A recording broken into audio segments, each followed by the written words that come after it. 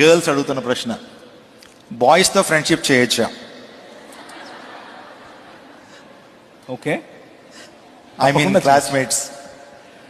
అంటే boyfriend అనే పదం వేరు, బాయ్తో ఫ్రెండ్షిప్ చేసే పదం వేరు.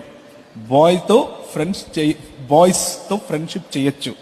బాయ్ ఫ్రెండ్ చూస్ చేసుకోవాలంటే మీ అమ్మ నాన్నని అడగండి, నన్ను కాదు. Anyways, friendship is very good. బాయ్స్తో అయినా సరే, గర్ల్స్తో అయినా సరే. బాయ్స్ని ఫ్రెండ్స్ చేసుకోవచ్చు, గర్ల్స్ను ఫ్రెండ్స్ చేసుకోవచ్చు. పరస్పరం కూడా ఫ్రెండ్స్గా ఉండొచ్చు. కానీ హద్దులు ఉన్నాయి, లిమిటేషన్స్ ఉన్నాయి.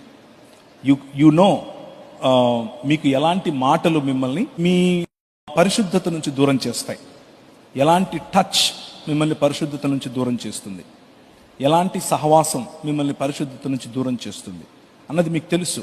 సో జాగ్రత్త పడండి. నాకు ఆడపిల్లలే అందరూ. నాకు 14 మంది పిల్లలు, 2 బయోలాజికల్, నాకు పుట్టిన వాళ్ళు 2, మిగిలిన వాళ్ళందరూ ఇంట్లో పెరిగిన వాళ్ళే.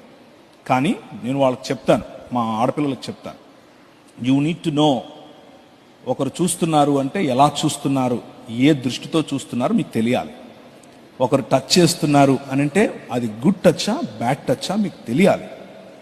అదే పనిగా దాని గురించి నా భార్య వాళ్లకు క్లాస్ తీసుకుంటుంది. This is wrong and this is good. So friendship is good as long as it is in its own limitations దాటకూడదు. ఫ్రెండ్షిప్ ఇంటి వరకు రాకూడదు. ఇది గుర్తుంచుకోండి ఆడపిల్లలు. మన సమాజంలో ఒకవేళ బాయ్స్తో కలిసి మీరు ఆడుతూ ఉంటే, బాయ్స్తో కలిసి మీరు తిరుగుతూ ఉంటే, బాయ్స్తో కలిసి మీరు పరీక్షల్లో పాల్గొంటూ ఉంటే కాన్ఫిడెంట్గా ఉండండి, తప్పేమీ లేదు. కానీ దానివల్ల సమాజంలో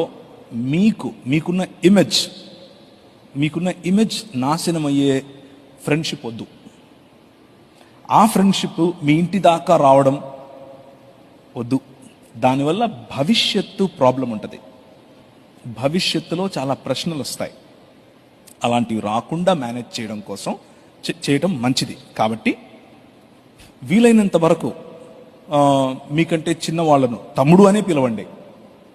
వీలైనంత వరకు మీకంటే పెద్దవాళ్ళను అన్నయ్య అనే పిలవండి. ఫ్రెండ్ అయినా సరే అన్నయ్య తమ్ముడు అనే పదాలు మంచివి. వాటిల్లో మనకు మంచి బంధం ఉంటుంది.